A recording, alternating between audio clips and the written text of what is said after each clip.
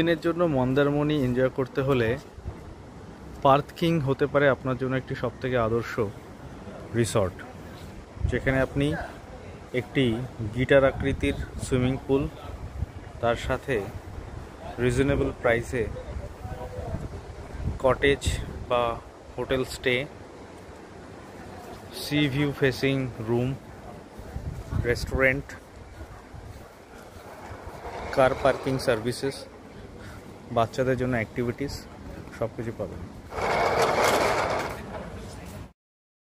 Thanks for watching this video. Please subscribe my channel Bong Sherpa.